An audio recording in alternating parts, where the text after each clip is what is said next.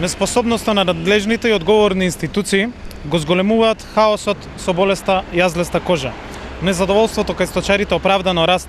Криминалната власт на ВМРО ДПМН граби за своите джебови, ама затоа Агенцијата за храна и ветеринарство се гуши во огромните долгови.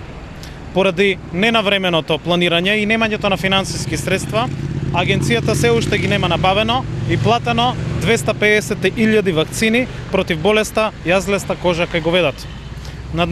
Надлежните сакаат да ја сокријат на јавноста информацијата дека 50.000 дози што се пристигнати не се од оваа набавка, туку се од донација. Одговорните во агенцијата и министерството се похаотични и не знаат што да прават и како да се справат со болест.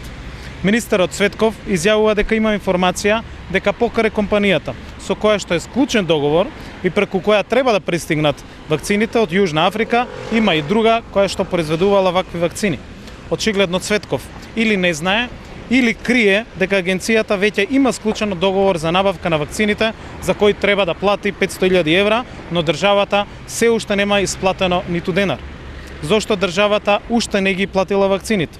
Зошто сега да се бара нова понуда кога веќе има склучен договор? Што да прават сточарите додека да стигнат 250.000 вакцини, а секојдневно се потврдуваат и отвараат нови жаришта на болест? Уште колку ќе чекаат сточарите за да бидат обештетени за обиениот добиток? Сточарите, граѓаните, сите очекуваат одговори на овие прашања.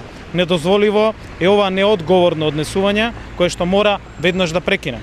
Проблемот со огромните долгови на Агенцијата за храна и ветеринарство, кон ветеринарните друштва, кон лабораториите, како и кон фармерите е сериозна закана за да се сруши целиот систем на здравствена заштита на животните. Ако тоа се случи, ќе се загрози здравието на луѓето.